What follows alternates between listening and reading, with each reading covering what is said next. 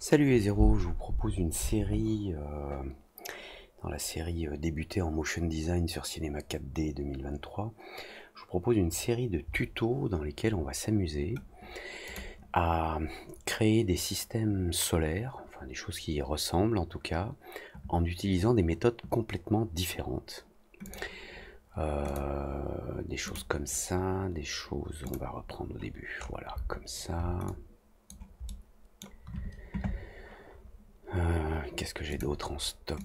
J'ai préparé des choses, voilà, des choses plus simples, on va dire.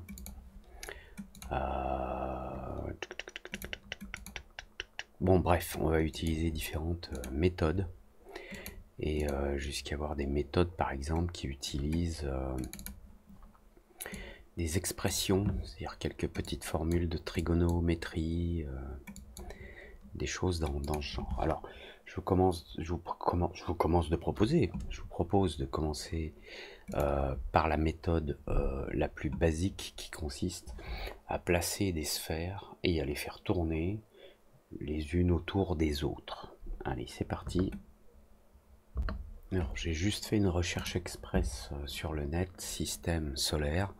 Voilà, souvent on a ce genre d'illustration où on dirait que tout est concentrique, enfin que tous les astres du système tournent autour du Soleil sur des cercles, comme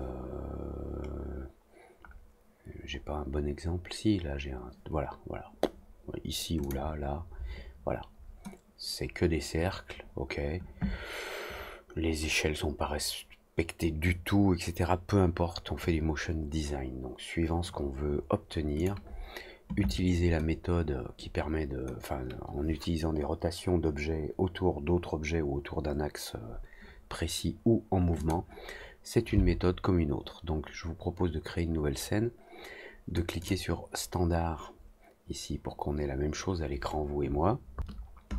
Et puis on va tourner la vue un petit peu pour voir un petit peu d'en haut. Et on va d'abord créer une sphère. Je vais mettre un rayon de 50 pour faire le soleil. Alors si on veut, tout de suite on peut aller dans Window, pardon, Material Manager, Shift F2 je crois, ouais. Ici donc vous avez la petite fenêtre qui s'ouvre, vous cliquez sur plus, vous avez un matériau qui est sélectionné où vous pouvez double-cliquer, sélectionner une couleur jaune et j'affecte ce matériau à cette sphère et cette sphère je double-clique. Attendez, je déplace ça, j'aime bien que ce soit un peu plus grand comme d'habitude. Je double-clique sur le nom, je vais l'appeler Soleil. Soleil, voilà, j'ai un soleil jaune, je suis heureux. Je crée une autre sphère. J'appuie sur E ou bien l'outil Move. Je la déplace ici. Je vais changer sa taille ici dans Object pour qu'elle soit beaucoup plus petite. On va la mettre à, allez, à quoi, 15. Ça, on va dire que c'est Mercure. Tiens, je vais l'appeler Mercure. Mercure, c'est bleu-gris. Hein. Donc, je vais laisser en gris. Je vais dupliquer Mercure. Soit j'appuie sur la touche contrôle et par exemple je le déplace avec cette flèche rouge et j'ai une nouvelle sphère, donc je vais annuler. Soit j'appuie sur la touche contrôle, je clique sur Mercure là et je le déplace en bas et j'ai un Mercure 1. Il y a d'autres façons, on peut copier, coller, il y a même une fonction de duplication, donc peu importe, j'ai une nouvelle sphère, je vais l'appeler Terre. Je vais mettre le soleil en haut, dans l'ordre, soleil, Mercure, Terre. Je vais déplacer, Terre là, et puis contrôle, je déplace la Terre ici, et puis ça va être Mars, que je vais mettre en bas. On peut de la même façon dupliquer un matériau. On appuie sur contrôle, on clique sur matériau, on glisse, on relâche, et j'ai matériau 1. Je vais l'appeler Mars. Je vais changer sa couleur, voilà, un peu rouge. Pas trop rouge. Si, rouge, allez. Sur Mars. Et puis, ben, on va se faire une terre bleue. Allez, hop.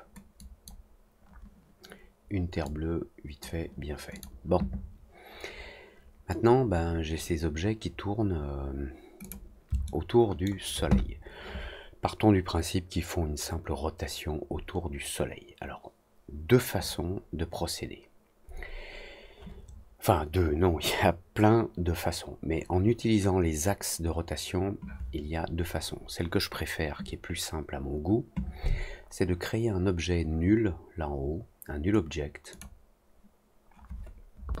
Par défaut, il se crée au centre de la scène, donc au centre du Soleil.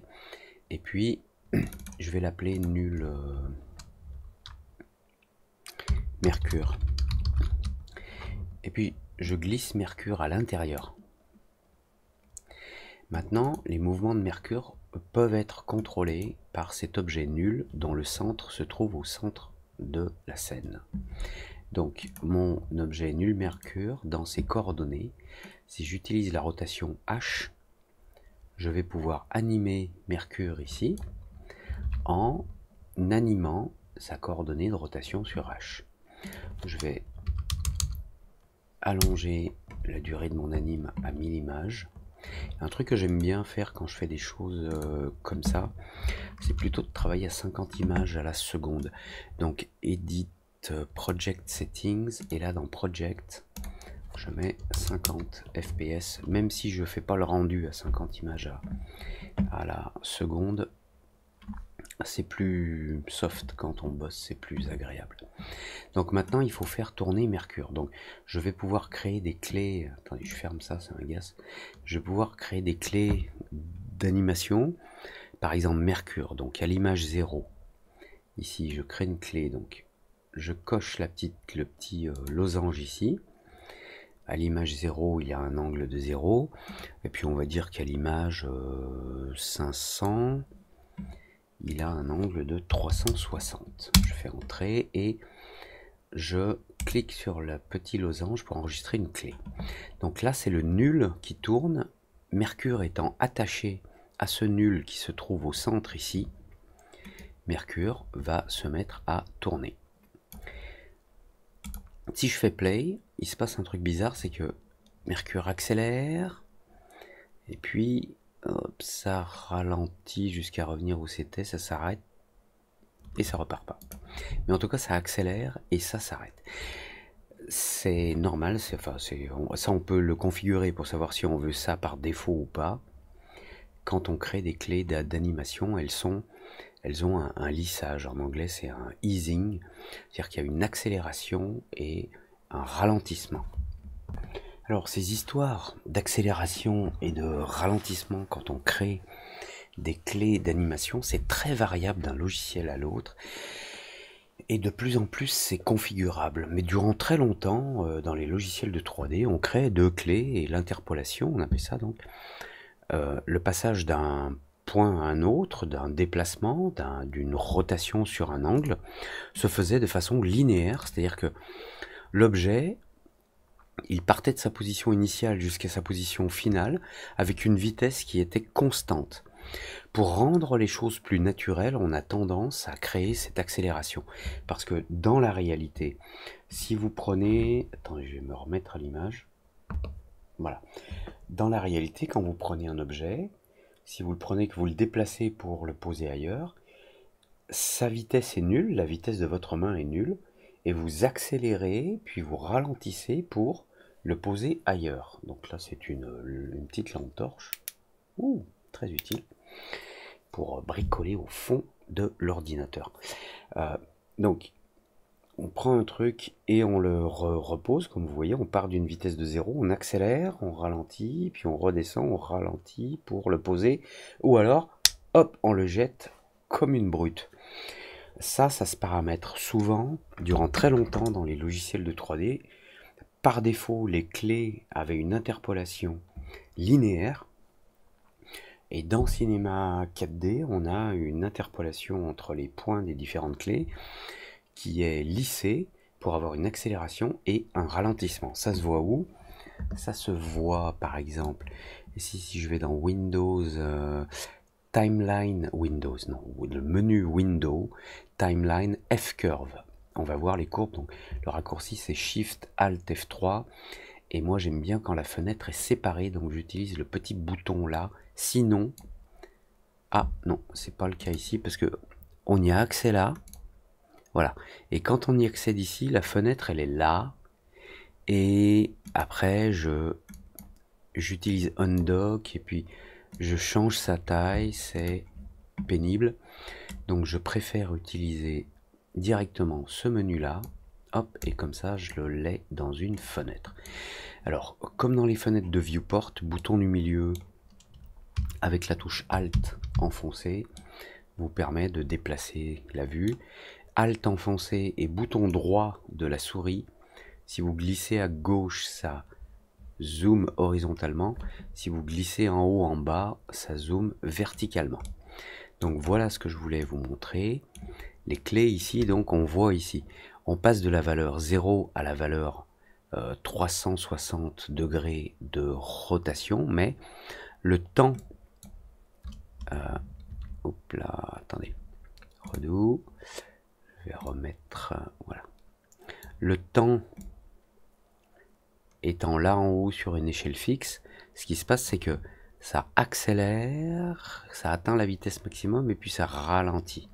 Alors on peut s'amuser à exagérer, donc je peux prendre une clé comme, enfin là les deux points sont sélectionnés, je peux prendre une clé, si j'appuie sur la touche CTRL, ça contraint la clé à rester horizontale, et puis je peux exagérer cet effet, je vais juste réduire la fenêtre pour qu'on le voit, je vais la mettre là, voilà, comme ça on va voir ici, voilà. Là, c'est super lent au départ, ça accélère, et puis quand ça revient, ça ralentit en haut, ça suit la courbe en fait.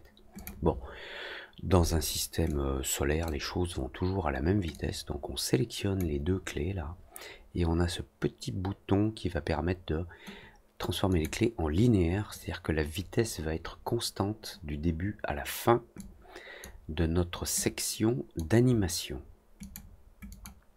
Si je fais play, voilà, on a une vitesse, donc ça passe de 0 à la vitesse qui correspond à la pente ici.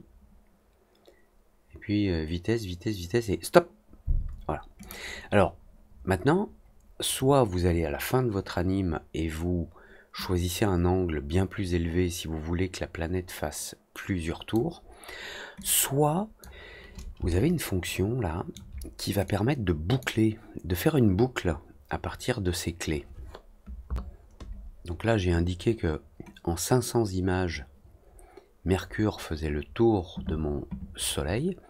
Maintenant, si je sélectionne mon paramètre ici, rotation H, que je vais dans Functions, Track After, j'ai des options, mais pour l'instant elles sont grises parce qu'il ne sait pas de quoi je parle.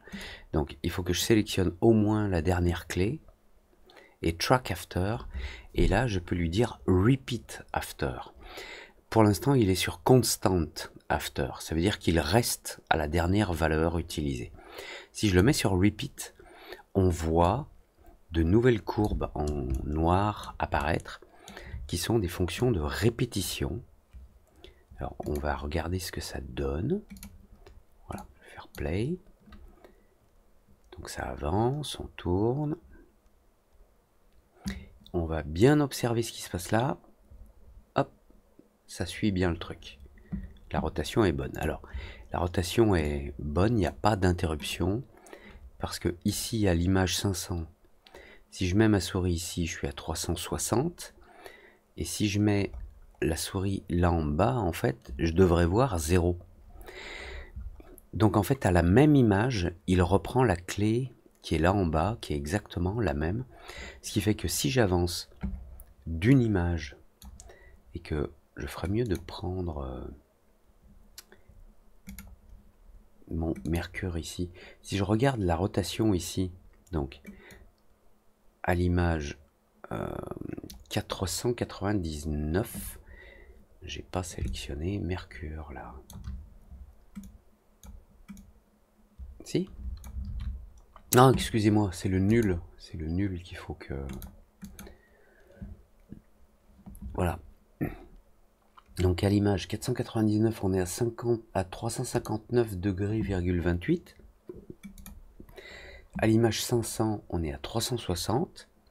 Et quand j'avance d'une image, on est à 0,72 à l'image 501.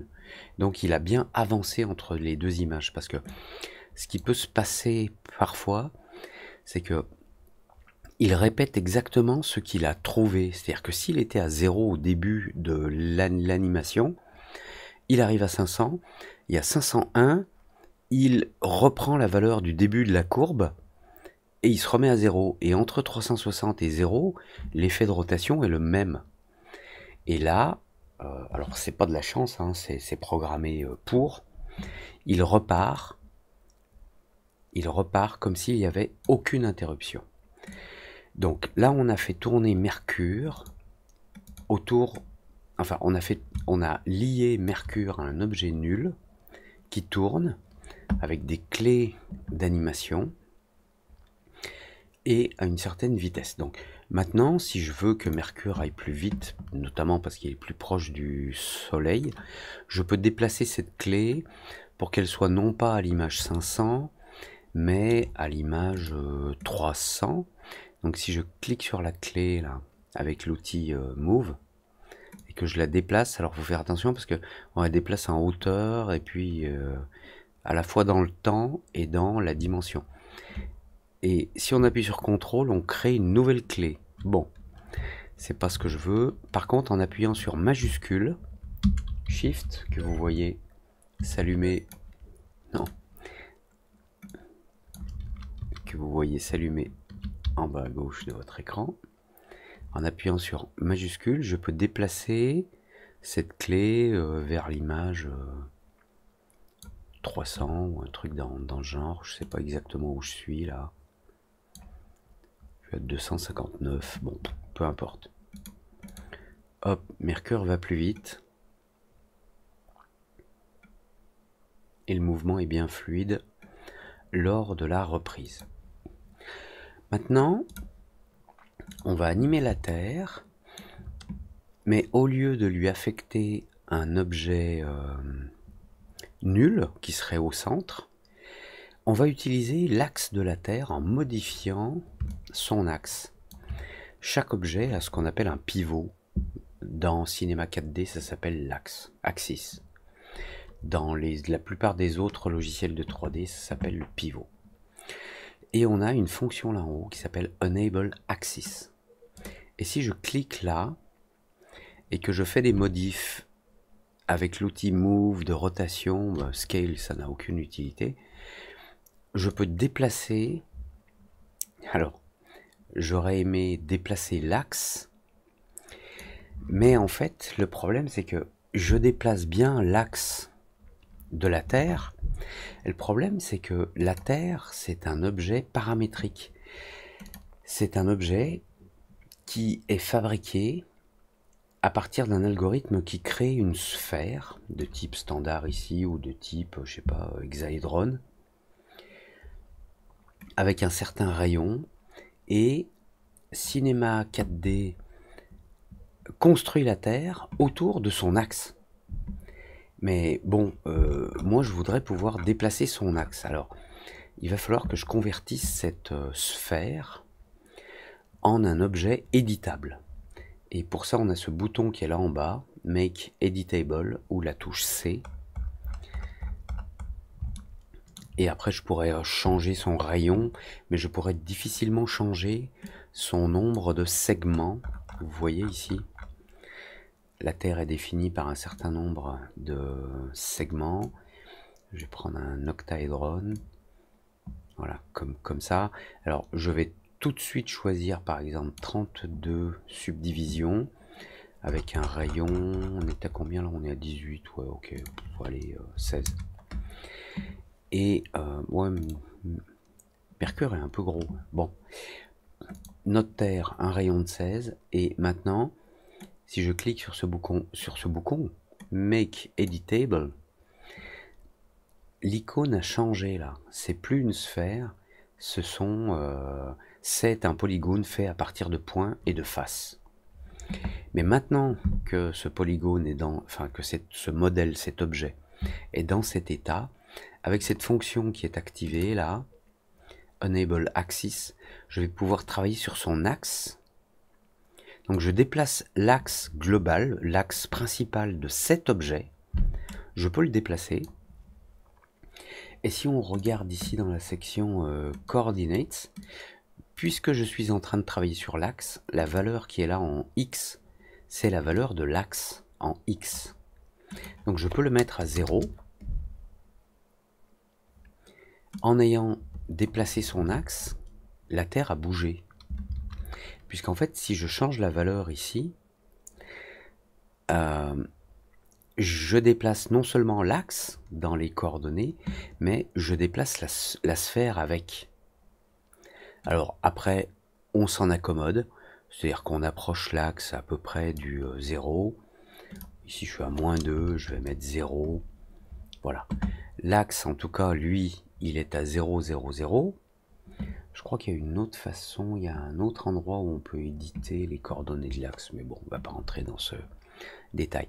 Là, on a un objet polygonal avec des points. Je vais désactiver le mode Axis Enable. Donc là, je suis en mode objet et le centre, l'axe, le pivot de cet objet, il est à 0, 0, 0. Ce qui fait que maintenant, je peux tourner directement l'objet avec sa rotation en H, comme je l'ai fait pour Mercure, en créant des clés. Mais là, je n'ai pas utilisé de null object, comme vous l'avez vu tout à l'heure. Et le problème, si j'utilise pas un objet nul qui me sert de centre de rotation, c'est que si je veux éloigner ma Terre, là, eh bien, il va falloir que je sélectionne, alors que j'aille dans le mode polygone, que je sélectionne ici, par exemple, avec l'outil de sélection rectangulaire, toutes les faces de ma Terre, et que je les déplace. L'axe reste au même endroit, je déplace les polygones pour qu'ils se trouvent ailleurs. Alors c'est un petit peu embêtant d'avoir à faire ça. C'est pour ça que le coup d'utiliser un nul comme je l'ai fait au début, c'est tout à fait pratique parce que le nul, il a sa propre rotation. Mais si je veux éloigner Mercure du nul, je l'éloigne et la rotation reste la même.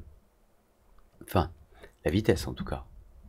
Enfin, pas la vitesse, mais le temps que met Mercure à faire le tour du Soleil. Maintenant, si je reviens au début et que je déplace Mercure ici, sachant que son axe de contrôle, le nul Mercure, est toujours au centre, il va aller moins vite, c'est-à-dire qu'il va faire le tour durant le même temps, durant la même durée. Mais je peux éloigner plus ou moins mes objets. Donc j'ai fait exprès de vous montrer l'autre méthode qui consiste à utiliser directement l'axe de l'objet qu'il faut modifier. En plus, il faut le convertir. Mais si maintenant la définition polygonale de ma Terre elle n'est pas suffisante, ça va être un petit peu le bazar. Parce qu'il va falloir recréer une autre Terre, remettre son axe et tout. Bon, bref, c'est une méthode qui pour le coup n'était pas super top. C'est pas grave. Sur cette Terre, je vais faire la même chose. Image 0, je vais créer une clé de rotation H à 0. Et puis, je vais aller à l'image 400. Je vais mettre 360 dans la rotation angulaire H. J'enregistre la clé. Même problème. Donc, on a vu dans le menu Window Timeline F-Curve séparé. Même problème. Par défaut, j'ai des clés avec une accélération et un ralentissement. Donc, je sélectionne mes clés, je clique sur le bouton là, linéaire, comme ça, la vitesse est la même tout le long. Oui, là je suis en dehors de l'animation, mais voilà, l'animation, voilà. On refait la même chose, donc on peut sélectionner la dernière clé et aller dans Functions After Track, Repeat After. Et maintenant, j'ai Mercure qui fait le tour dans un certain temps et ma Terre qui fait le tour sur un temps qui est plus long. Bien. Alors, même chose vite fait pour Mars, mais Mars, on va lui faire un nul. Donc, je vais l'appeler nul Mars. Je vais mettre nul Mercure après le Soleil, nul Mars après la Terre, Mars dans nul Mars, je vais au début. Je crée une clé 0 degré à 0. Mars est un peu plus loin, on va dire qu'il fait le tour en 700 images. Donc là, je vais mettre 360, j'enregistre ma clé. Je vais Window, Timeline, F-Curve, séparer. Je sélectionne mes clés, je les mets en linéaire. Je vais dans Function, Track After, Repeat After, et voilà. C'est bon, c'est fait. Donc, vous voyez, même si j'ai pris 20 minutes pour vous expliquer, quand vous avez le coup de main, vous le faites en 15 secondes. Alors, maintenant, on va ajouter un petit trick pour s'amuser là au milieu. C'est que il y a une fonction dans MoGraph qui permet de tracer le déplacement des objets pour avoir une ligne qui permet de voir et de faire un petit peu ce que je vous montrais sur ce genre d'image là. On a une fonction qui est très utile dans la section MoGraph. Cette fonction, elle s'appelle Tracer. Donc, je désélectionne tout. Je vais dans MoGraph et j'utilise un tracer. Donc, il m'a créé un tracer là en haut. Et dans les éléments du tracer, ici dans Object, alors je vais juste aller dans Object, voilà. Object Properties, Trace Link. Il veut savoir, je veux bien tracer, mais quoi? Donc, on va commencer par Mercure. Donc, je vais prendre Mercure, je vais le glisser là. Je vais revenir au début et on va regarder ce que ça donne. Oh! Alors, effectivement, il me fait une trace. Mais en fait, il est en train de me faire une trace de tous les points qui composent le polygone de Mercure. D'ailleurs, puisque Mercure est resté une sphère paramétrique, si je diminue le nombre de segments, par exemple à 6, et que je rejoue la scène, vous voyez, on a beaucoup moins de lignes. Il trace le déplacement de chacun des points. Alors je vais remettre Mercure un petit peu rond quand même à 16. Et dans mon tracer, là je vais désactiver Trace Vertices. Je le désactive, donc il ne va pas me tracer les points des objets, mais leur axe. Et maintenant j'ai une ligne qui correspond à la rotation de Mercure. Voilà. Cette ligne, on va pouvoir l'utiliser pour faire un rendu dans le calcul. On verra ça plus tard ou dans un tuto où c'est pareil. Mais comme ça, au moins, ça permet de voir un petit peu les choses. Alors, dans le tracer, on va rajouter Mars. On va reprendre au début. Donc là, on a bien Mars qui se trace, là-bas en haut. Alors, dans le tracer, on a tout un tas de paramètres. On verra ça plus tard. Maintenant, si je rajoute la Terre, vous allez voir ce qui se passe. Il se passe rien. Il se passe rien parce que le tracer, en fait, et c'est ce que je voulais vous montrer, il trace le déplacement d'un objet qu'on lui a indiqué par rapport à son axe. Donc, l'axe de Mars, il est là. Mais Mars est piloté par le nul Mars qui se trouve là. Donc, le tracer, il me trace bien le mouvement de l'axe de Mars. Le problème avec la Terre, c'est que son axe, il est au centre. Alors, le tracer, il est bien en train de me tracer le mouvement de la Terre, mais il fait juste un point qui se trouve derrière le Soleil, là. Et je sais même pas si on peut le voir. Je vais voir si je peux enlever World Axis. Voilà. Ce petit point là, ce petit point clair, c'est le tracé du déplacement de la Terre. Puisque donc il trace son axe. Alors là, je me dis, bah oui, effectivement, Si au lieu de déplacer l'axe de rotation de la Terre, j'avais fait comme pour les autres et que j'avais utilisé un nul, ça aurait été beaucoup plus simple. Donc, vous savez quoi? Je vais dupliquer Mars, je vais virer la Terre. La Terre, on avait dit qu'elle était animée. Alors, on va retourner là. Elle était animée... Ah tiens, ah oui, non, j'ai plusieurs objets. La Terre, 400 images. Donc, je vire cette Terre-là. Ça, c'est nul Terre. Ça, c'est Terre. Je reviens au début. Ma Terre, qui est une copie... Ah oui, non, mais je ne l'ai pas enlevé, lui, là. Ah si, j'ai fait une copie de la Terre. Autant pour moi. Donc, la Terre, on va dire ici, la Terre, d'abord, elle est bleue. Donc, je remplace la texture. Ensuite, le nul Terre, il a déjà l'animation, puisque c'est une copie du nul Mars. Donc, je vais aller dans Window, et pour le coup, je vais utiliser le Timeline d'Opsheet. Et là, dans le module Terre, j'ai la première clé et la dernière clé à l'image 700, donc je vais ramener la dernière clé à l'image 400 à peu près. Franchement, je suis pas assez près. Hop. Maintenant, donc je refais play. Alors cette nouvelle terre n'est pas tracée puisqu'elle n'est pas dans le tracer, donc je prends cette nouvelle terre, je la mets là, et maintenant j'ai la trace. Les vitesses sont différentes, comme vous le voyez. Et ça marche. Bon, pour continuer à faire la même chose, si je veux une lune autour de la Terre, eh bien je vais créer une petite sphère d'un rayon de 8. Alors elle est où? Elle est là, on la voit pas, mais non, je vais mettre un rayon plus petit, je vais mettre 5. Allez, une petite lune. Je vais créer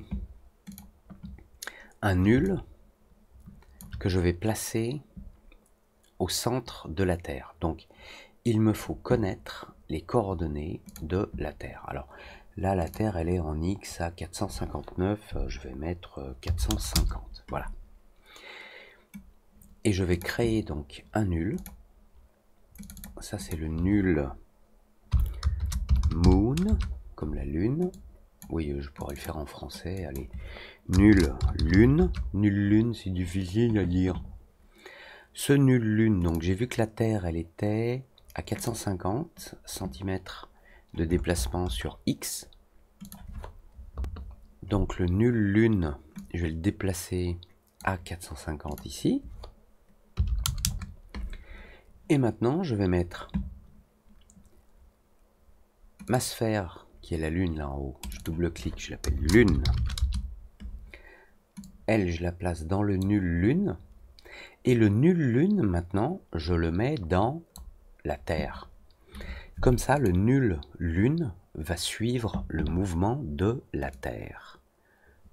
Comme on le voit ici, la Lune suit le mouvement de la Terre, mais pour l'instant, la Lune ne tourne pas. Je vais enlever le shading, voilà. Pour l'instant, la Lune ne tourne pas autour de la Terre. Pour que la Lune tourne autour de la Terre, j'ai qu'à créer des clés d'animation pour le nul qui contrôle la rotation de la Lune qui lui est attaché à la Terre.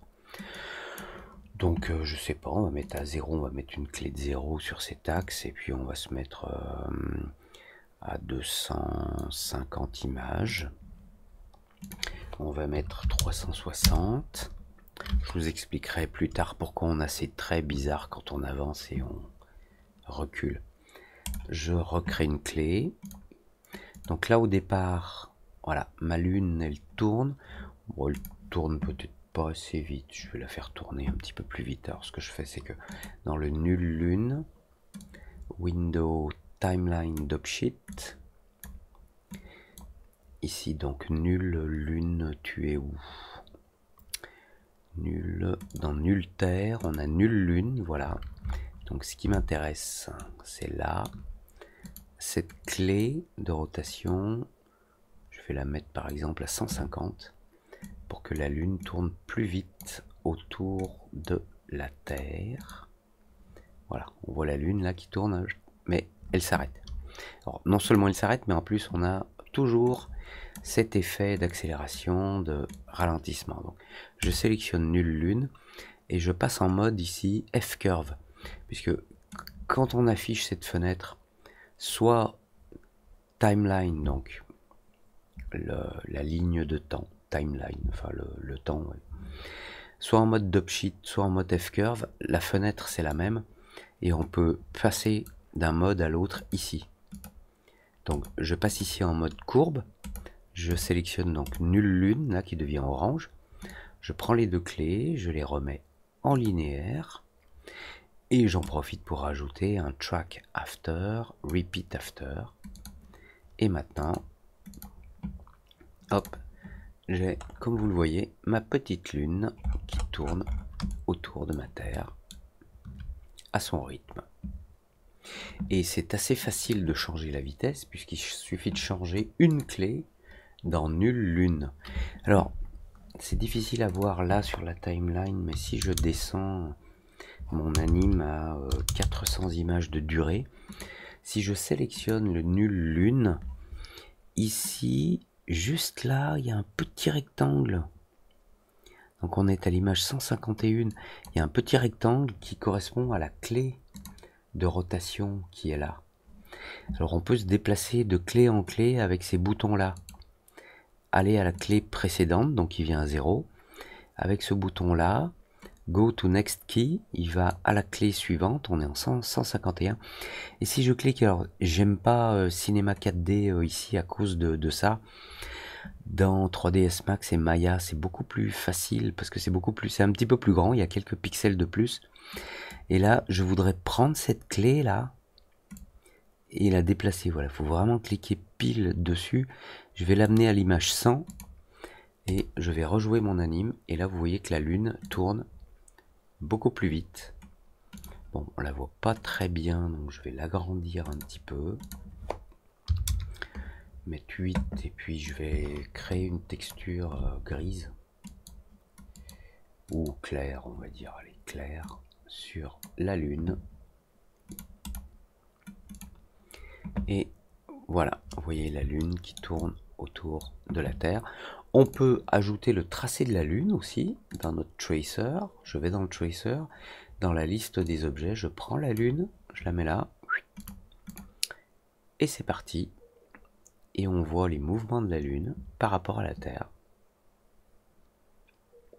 Enfin, par rapport à la Terre. Non, par rapport à rien du tout, plutôt par rapport au centre de la scène qui est le Soleil. Pour le coup, attendez, je voudrais une anime de 1500 images.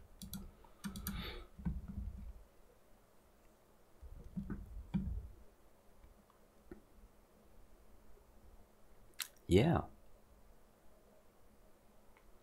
Alors comme vous le voyez, ça repasse pas exactement au même endroit. Et si ça repasse pas exactement au même endroit d'un tour à l'autre, ici on le voit, hein, notamment avec la Lune, c'est à cause des clés de positionnement de la Lune. La Terre, elle, enfin la Terre, le nul Terre, lui, il fait une rotation. Alors, on va vérifier. Le nul Terre, ici en mode dopsheet. Nul Terre, il est là. Il fait une rotation en...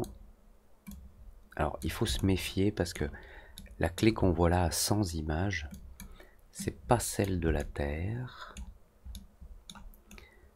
Voilà, c'est celle qui est à l'intérieur, c'est celle de la Lune.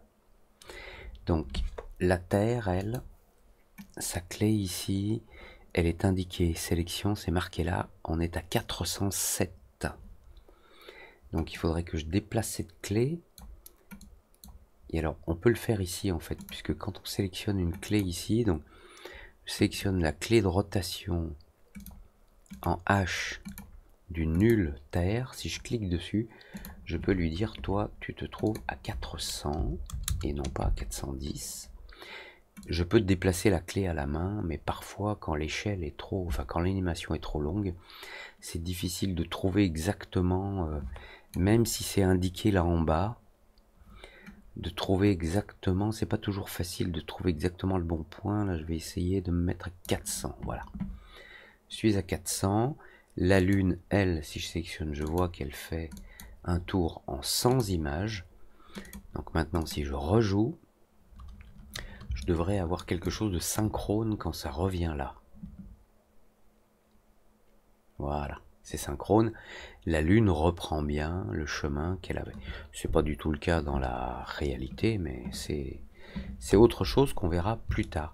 Donc là, on a vu comment animer un petit système solaire. Et puis encore une fois, bah, si vous voulez une planète de plus, allez, on va se mettre quoi, Urectum.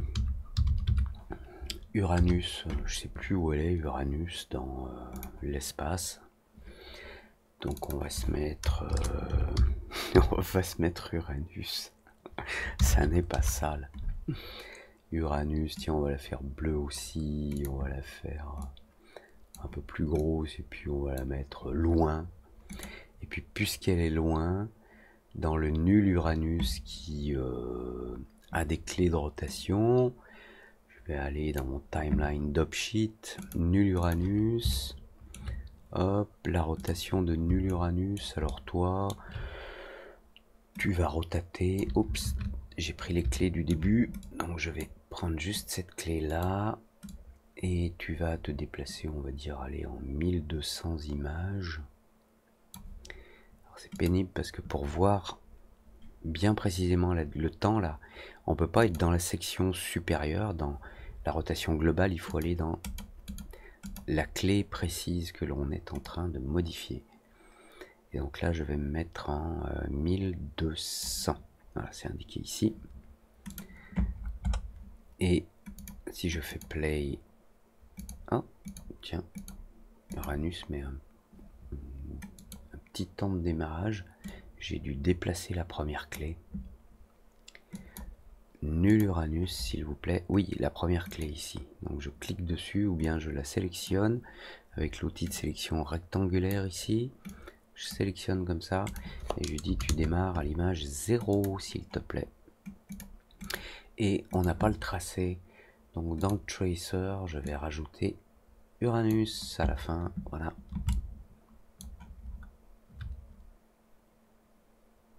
Bon, il n'y a plus qu'à, c'est-à-dire qu'ensuite je vais juste vérifier la Octane, je vais mettre en rendu standard. Voilà, là on a les planètes. Si vous faites un rendu avec les animations, vous aurez ce que vous voulez. Là, vu que c'est des rotations programmées avec des clés, les planètes peuvent revenir en arrière. Par contre, en ce qui concerne les traits, le tracer, lui, il crée la ligne d'une image à une autre. Donc si je saute de l'image 100 ici à l'image 250, il me crée un trait tout droit de l'image précédente à la nouvelle.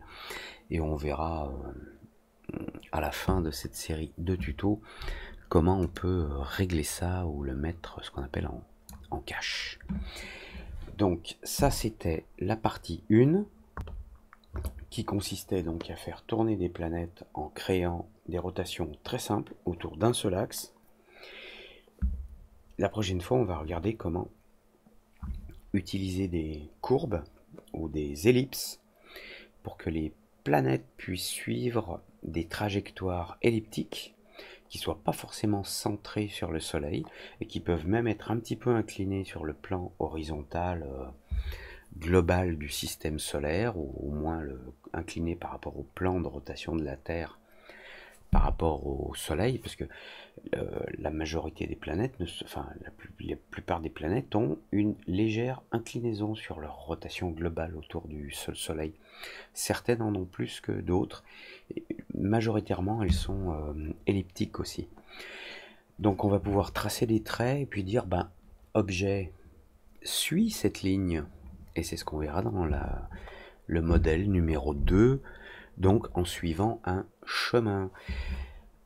Indiquez un like si vous avez aimé, un j'aime pas si vous aimez pas, un commentaire si vous avez un truc à dire comme d'habitude, et puis inscrivez-vous pour la suite. On va bien se marrer. Allez, à plus, ciao.